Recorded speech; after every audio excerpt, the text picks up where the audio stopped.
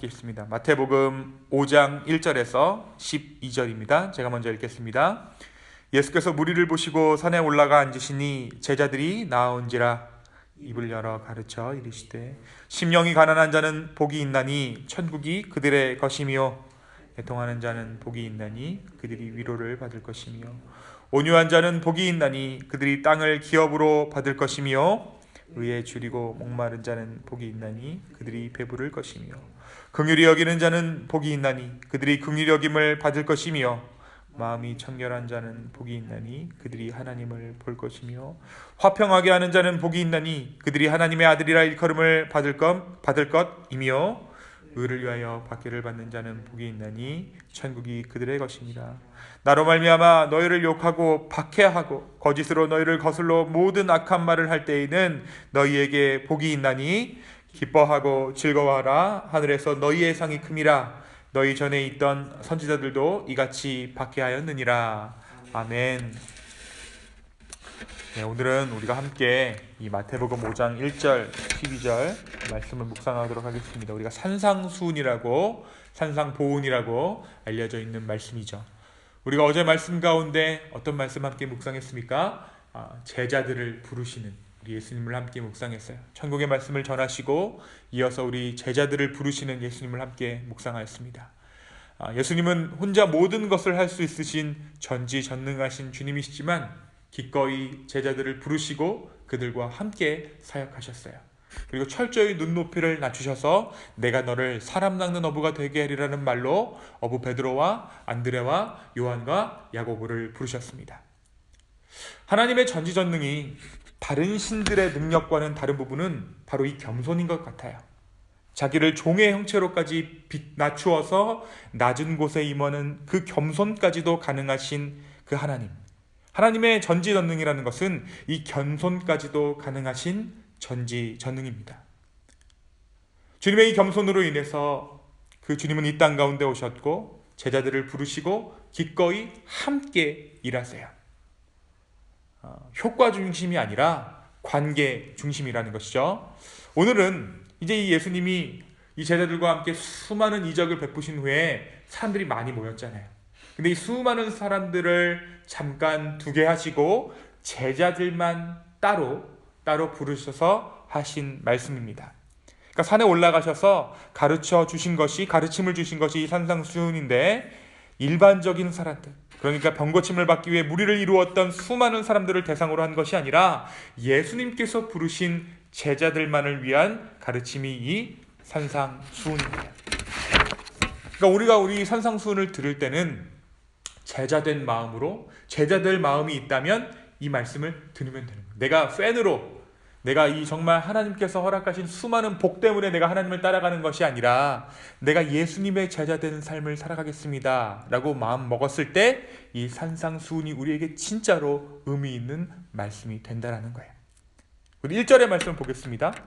예수께서 무리를 보시고 산에 올라가 앉으시니 제자들이 나온지라.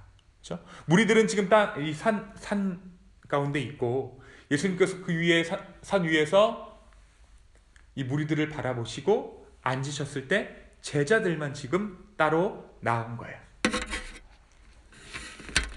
예수님의 사역을 통해서 자신이 이제 어떠한 존재인지 어떠한 능력이 있는지 예수님이 제자들 가운데 보이셨잖아요. 수많은 병자들을 고쳐주시고 말씀의 권위를 가지고 말씀들을 풀어주시고 이 제자들에게 자신의 어떠한 존재를 드러내신 후에 제자들만을 따로 불러서 일종의 오리엔테이션을 한 거예요.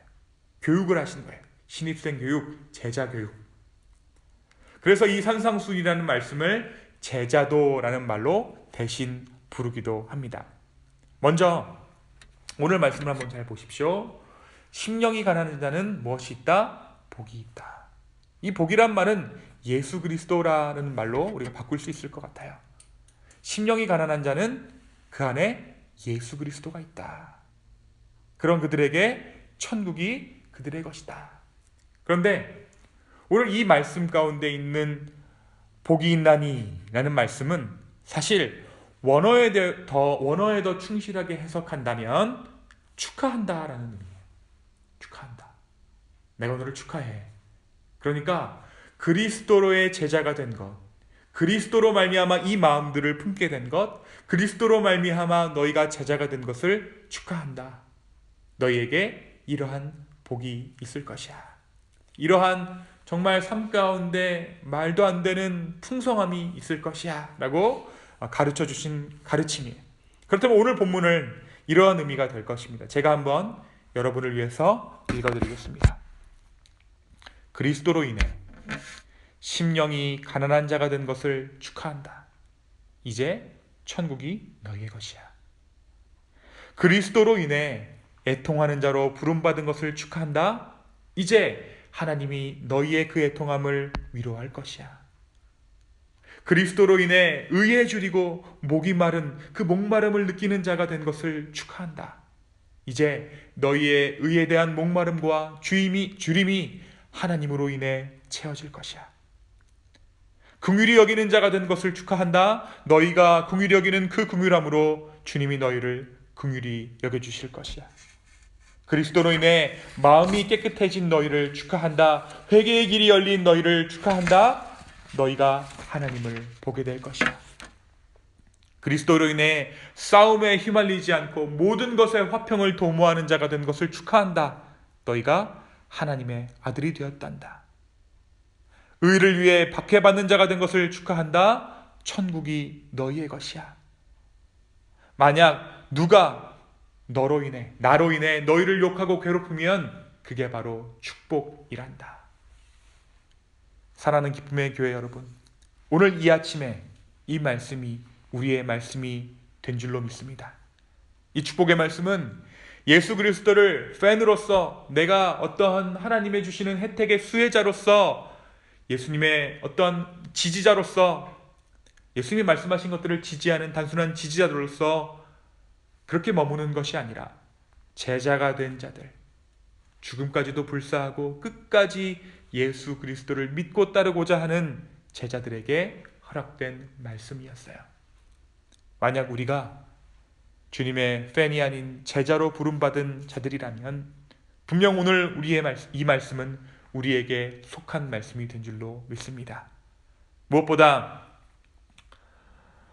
우리가 발견하는 한 가지가 있어요. 이 말씀 가운데 발견하는 놀라운 한 가지는 하나님과 우리를 연결하는 끈이 생겼다는 거예요.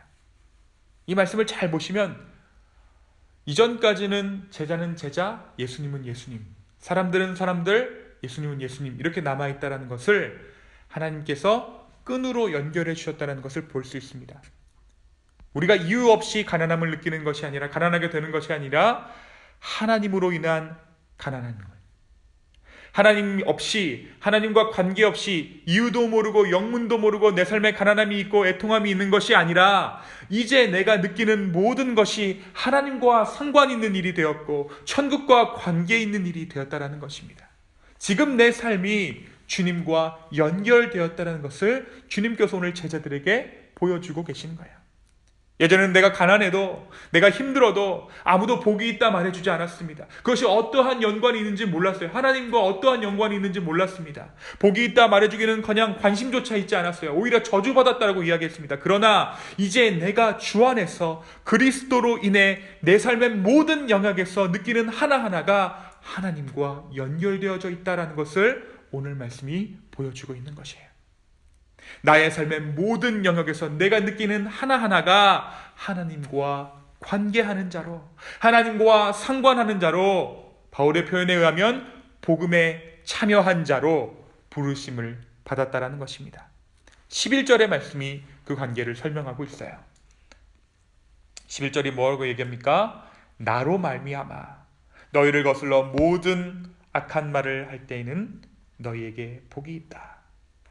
너희를 거슬러, 나로 말미암아 너희를 거슬러. 그러니까 하나님께 하고자 하는 모든 행동들이 제자들에게도 거스름이 된다라는 것이에요. 사랑하는 여러분, 그래서 오늘 하루 우리가 느끼는 감정들, 생각들을 가치없다 여기지 않게 되기를 소망합니다. 이것이 하나님께서 주신 감정들이고 내가 예수 그리스도로 제자로서 살고 있기 때문에 느껴지는 감정들과 마음들이라는 거예요. 내가 이유 없이 우울함을 느끼는 것이 아니라, 내가 이유 없이 기쁨을 느끼는 것이 아니라, 내가 하나님의 자녀로 살게 되었기 때문에, 내가 무엇을 하고 있지 않아도 나의 존재가 이미 하나님의 아들, 하나님의 딸이 되었기 때문에, 나의 존재를 보고 부르신 그 주님이시기에 그냥 제자된 마음으로 한번 살아보려는 마음이 우리의 마음 가운데 있기 때문에 내 마음 가운데 슬픔도 있고 기쁨도 있게 된다는 것입니다. 오늘 말씀 이야기하는 대로 나는 주님과 연결되어져 있기에 오늘 나의 소소한 감정들 하나까지도 주님은 받으시며 또 주님께서 그것에 대해서 반응해 주실 것이에요. 여러분, 우리가 삶이 예배다라는 이야기들 많이 하잖아요. 예배가 무엇입니까? 하나님 앞에서 행해지는, 하나님을 높이는 행위 모두를 예배라고 할 수 있죠. 예배의 조건은 재물이 있는 것인데, 산 재물 대신 예수 그리스도는 어디 계시죠? 지금 우리 안에 계세요. 그 말은 무엇이냐면, 삶이 예배다라는 것은 내가 무엇을 해서 내가 삶을 예배스럽게 드린다 이것이 아니라, 내가 하고 있는 모든 행동이 하나님 앞에서 하나님을 경배하는 행동으로 주님께서 지금 바라봐주고 계신다는 거예요. 내가 하는 대화들, 내가 느끼는 감정들, 내가 하는 사회활동, 그 모든 것을 통해서 주님께 영광 돌려드리는, 그것이 주님의 영광이 되어지고 있다. 그냥 너 혼자 그냥 거기서 살고 있고 하늘에서 이렇게 바라보시고 관망하시고 관조하시는 하나님이 아니라 너의 모든 행동이 예배가 되었다. 나는 주님과 연결되어 있기에 오늘 나의 소소한 감정들 하나까지도 주님께서 예배로 받으시는 줄로 믿습니다. 사랑하는 여러분, 예수님의 제자된 것을 축하드립니다. 모든 삶의 순간순간이 복되다 여김받게 되었음을 축하드립니다. 우리가 이 축복으로 서로가 서로를 권면하며 오늘 하루를 예배로 살아드릴 수 있는 저와 여러분의 오늘 하루 되기를 예수 그리스도의 이름으로 축원합니다. 이 시간 함께 기도하겠습니다.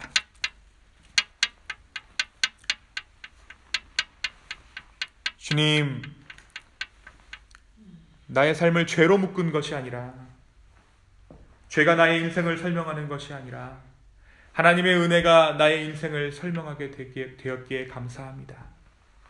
주님의 은혜가 나를 이 길이로 이끌었어 라고 말할 수 있는 인생 된 것이 얼마나 우리에게 큰 축복인지요.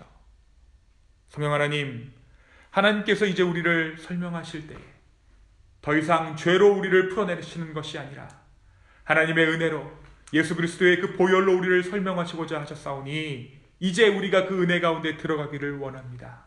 성령 하나님, 우리 가운데 우리의 삶이 힘들 때, 우리의 삶이 좌초될 때에 성령 하나님의 그 약속하심, 그 은혜를 붙잡는 우리 되게 하여 주시옵소서. 주님, 다시 한번 우리의 마음을 드립니다. 우리의 생각을 우리 아버지 앞에 올려드립니다. 주, 우리의 삶을 받아 주시옵소서. 감사합니다. 이 모든 말씀 살아계신 예수님의 이름으로 기도하였습니다. 아멘.